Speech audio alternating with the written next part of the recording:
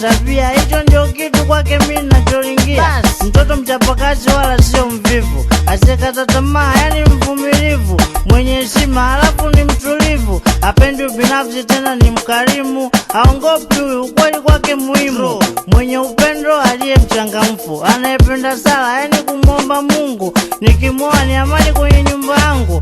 Kweli mwamba ngoma jamu kutia kwake, lakini si uongo, hizi ni sifa zake.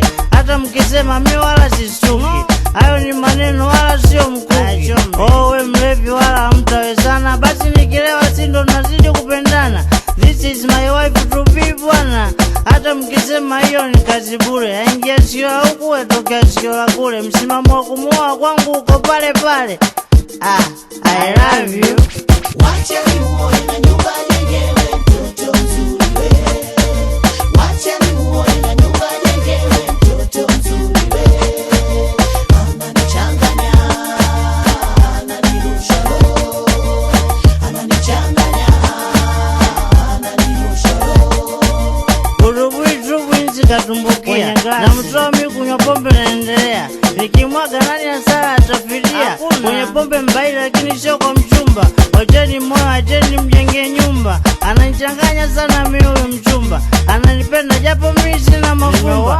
Nyesemeni mkichoka mtaacha, mimi huyu Sofia wala sitomwacha. Nilipomuona mimi nilichanganyikiwa, niliona mwewe mimi nikaita njiwa. Macho alimuona moyo ukampenda, mdomo ukasema mwili nao ukatenda. Niacheni moyo sababu mimi nampenda. Kwa taarifa yenu nimeanza mipango ya ndoa, wazo la kumuacha kichwani nimeliondoa. Kama ni dini nama mimi nitabadili, hata kabila ukitaka pia nitabadili. Mtoto katulia wala hitaji kupepewa, kila ninachokitaka kwake mimi napewa. Kwa nini simoe ili awe mke wangu, niishi naye awe mama wanangu? Maji ya moto bwana hayachomi nyumba, ndoa ni lazima kwangu mimi baada ya uchumba. Wacha nimuoe na